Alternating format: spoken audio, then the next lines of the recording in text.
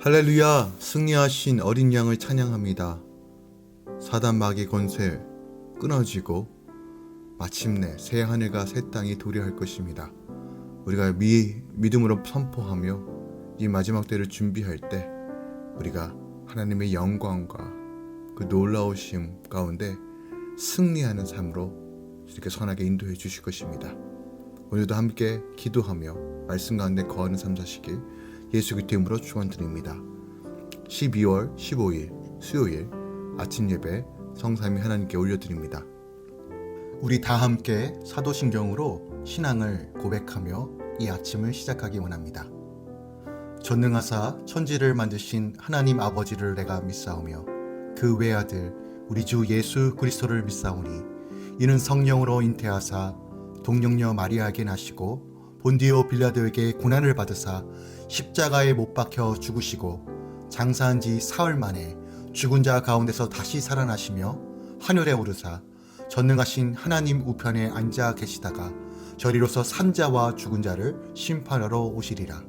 성령을 믿사오며 거룩한 공예와 성도가 서로 교통하는 것과 죄를 사하여 주신 것과 몸이 다시 사는 것과 영원히 사는 것을 믿사옵나이다. 아멘. 오늘 하나님의 말씀은 요한계시록 19장 1절부터 8절까지입니다. 요한계시록 19장 1절부터 8절까지입니다.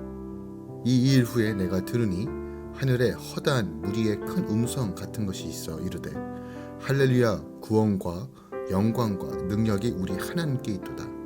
그의 심판은 참되고 의로운지라 음액으로 땅을 더럽게 한 큰 음녀를 심판하사 자기 종들의 피를 그 음녀의 손에 갚으셨도다 하고 두 번째로 할렐루야 하니 그 연기가 세세토록 올라가더라. 또 24장로와 내 생물이 엎드려 보좌에 앉으신 하나님께 경배하여 이르되 아멘 할렐루야 하니 보좌에서 음성이 나서 이르시되 하나님의 종들 곧 그를 경외하는 너희들아 작은 자나 큰 자나 다 우리 하나님께 찬송하라 하더라. 또 내가 들으니 허다한 무리의 음성과도 같고 많은 물소리와 같고 큰 우레소리와도 같은 소리로 이르되 할렐루야 주 우리 하나님 곧 전능하시니가 통치하시도다. 우리가 즐거워하고 크게 기뻐하며 그에게 영광을 돌리세 어린 양의 혼인 기약이 이르렀고 그의 아내가 자신을 준비하였으므로 그에게 빛나고 깨끗한 세마포 옷을 입도록 허락하셨으니 이 세마포 옷은 성도들의 옳은 행실이로다 하더라. 아멘. 하나님의 말씀입니다.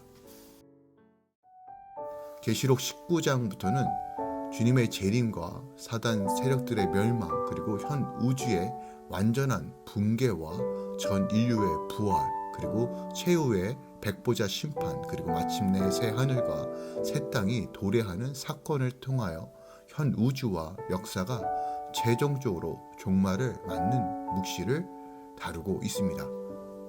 요한계시록 처음부터 예수 그리스도의 계시라고 밝히고 있으며 인간 구원의 최종적 실현 단계를 보여줌으로써 이 책은 근본적으로 인간 구원의 특별 계시인 성경의 절정이라고 할 수 있는 것입니다. 특별하게 오늘 본문부터 22장 5절까지는 대종말 사건의 절정 중의 절정인 영원한 새 하늘과 새 땅의 도래와 새 하늘과 새 땅의 중심이 될 새 예루살렘의 황홀한 정경 그리고 새 예루살렘의 중앙부를 관통하는 생명수 강의 정경으로 그 범위를 좁혀가며 성도들이 그토록 갈망하는 천국의 공간적 배경을 묘사하고 있습니다. 우리 인생의 구원이 영원히 실현될 하나님 나라의 공간적 배경인 새 하늘과 새 땅의 비전으로 성경을 마치고 있는 계시록의 말씀은 우리에게 하나님 나라에서의 영생 복락이라는 인생 최대의 열망과 성경의 근본적 약속의 성취에 대한 아름답고도 감동적인 이미지를 우리에게 보여주고 있습니다. 오늘 절별로 조금 더 살펴보도록 하겠습니다. 먼저 1절부터 5절까지는 바벨론의 멸망에 대하여 천상의 모든 구원받은 성도들과 피조물들이 하나님을 경배하고 할렐루야를 외치며 찬양하는 묵시를 기록하고 있습니다. 할렐루야는 여호와를 찬양하라는 뜻입니다. 오늘 본문에서만 4번이나 나옵니다. 여호와는 하늘에 있는 허다한 무리가 바벨론에 대한 심판을 완성하신 하나님을 향해 할렐루야, 구원과 영광과 능력이 하나님께 있도다라고 찬양하는 큰 음성을 듣습니다. 한쪽에서는 고난의 연기가 새서토록 올라가는 가운데 망에서 울고불고 가슴을 치며 통곡하는데, 또 다른 한쪽에서는 성도들의 기도와 피로 인해 하나님의 심판이 정확히 이루어졌다며 할렐루야로 찬송하고 있는 것입니다. 나의 육이 무너지는 만큼 영이 세워지는 것입니다. 내 속에 있는 음녀의 권세를 깨뜨리고자 찾아온 연기가 올라가는 사건이야말로 주님의 참되고 의로운 심판인 것입니다. 24장로와 내 생물이 엎드려 보좌에 앉으신 하나님께 경배하며 아멘 할렐루야를 외칩니다. 24장로는 구약의 12족장과 신약의 12사도로서 하나님의 백성을 상징하고, 땅의 내 생물은 땅의 모든 자를 가리킵니다. 따라서 하늘과 땅의 모든 자가 하나님의 심판을 보고 맞습니다, 아멘 하며 하나님을 찬양하는 것입니다. 바벨론이라는 세상 나라에서 구원을 받고 보니 포로로 끌려간 것이 의롭고 참된 심판이기에 하늘과 땅의 모든 자가 하나님을 찬양하는 것입니다. 호흡이 있는 모든 자는 할렐루야를 외쳐야 합니다. 나의 수치스럽고 부끄러운 간증을 가지고 할렐루야를 외치면 절대 세상 사람들도 하나님을 경배하게 될 거라는 것이죠.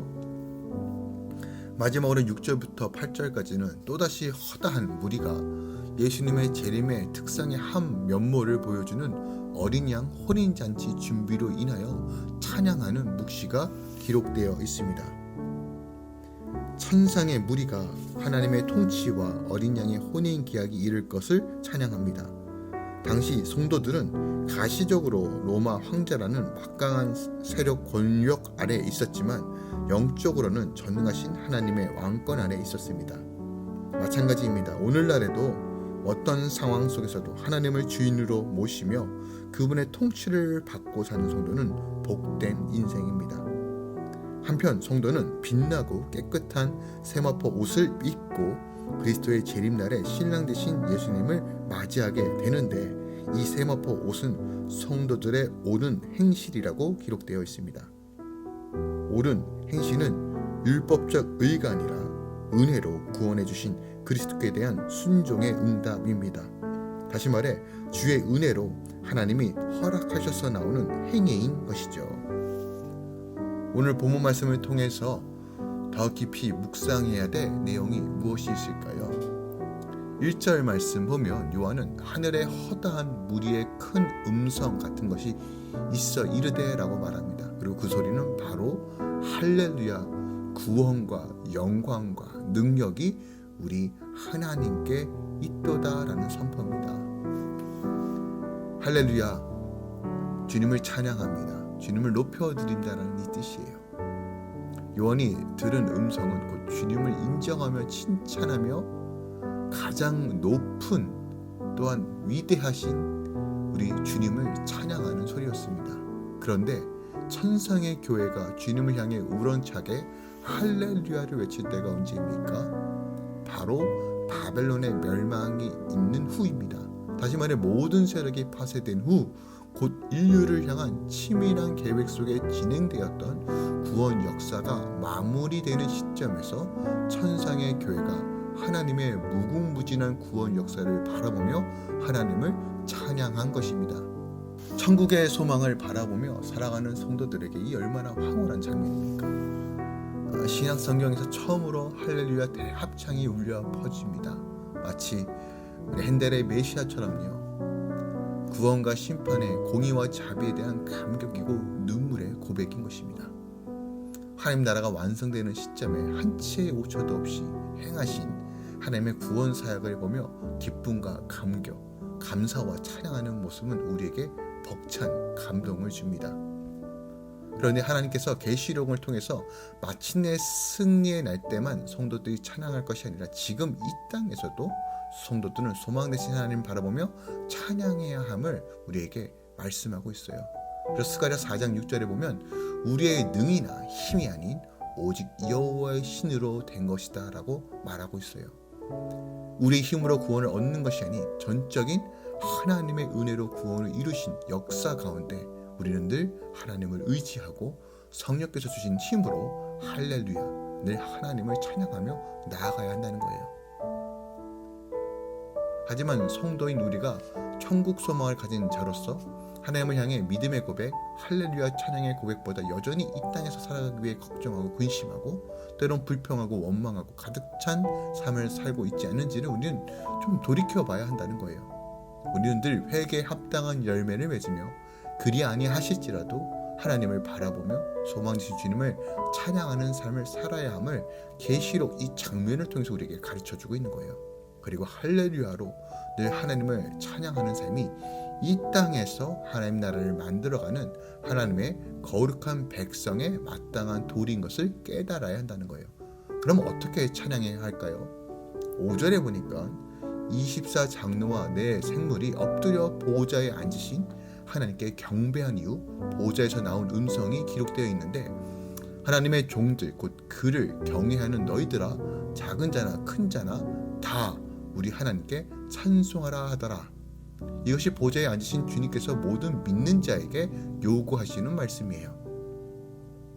이사야 43장 21절에 보면 분명히 언급된 바 것처럼 우리는 하나님의 영광을 위해 하나님을 찬양하기 위해 창조된 존재입니다. 모든 인간의 창조된 목적은 바로 주님을 찬양하는 것, 주님을 바라보는 것이에요. 본문에서 작은 자나 큰 자나 라는 말을 통해 우리도 예외가 될 수 없음을 말하고 있어요. 즉 누구나 체면 생각하지 말고 작은 자나 큰 자나 많이 가진 자나 적게 가진 자나 우린 늘 하나님을 찬양해야 한다는 거예요. 그렇다면 하나님을 어떻게 찬양해야 될까요? 가장 좋은 모델이 아마도 다윗이 하나님의 법궤가 이스라엘에 돌아올 때 그 장면을 우리가 떠오를 수 있어요. 그 기쁜 나머지 너무나 감격스러운 나머지 자기 바지가 흘러 내려가는 것도 모른 채 뜨겁게 춤을 추며 찬양했던 그 다윗의 마음, 우리가 이 마음을 가지고 늘 하나님 바라봐야 한다는 것이에요. 사람 눈치 보지 말고 예배 가운데 정말 하나님만 바라보기 원합니다. 때로는 열정적으로, 때로는 조용하게 정말 마음과 뜻을 다해서 하나님을 예배하고 찬양합시다. 이것이 바로 할렐루야 교회에게 주신 사명과 부르심이며 성도의 삶입니다. 오늘 이 아침도 할렐루야 선포하며 오늘도 새롭게 하실 하나님 기대하며 승리하는 하루 되시길 우리 주 예수 그리스도 이름으로 축원드리고 부탁드립니다. 기도하겠습니다.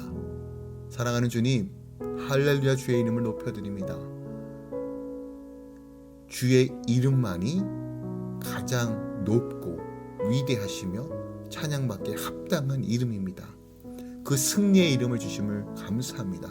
날마다 우리 삶 가운데 우리 가정과 우리 삶의 모든 영역에서 주님만 높여드리겠습니다. 주여 홀로 높임 받아 주시옵소서. 찬양할 때 거하시는 하나님을 바라봅니다. 찬송 중에 거하시는 하나님은 거룩하시다라는 이 말씀을 붙잡고 나아갑니다.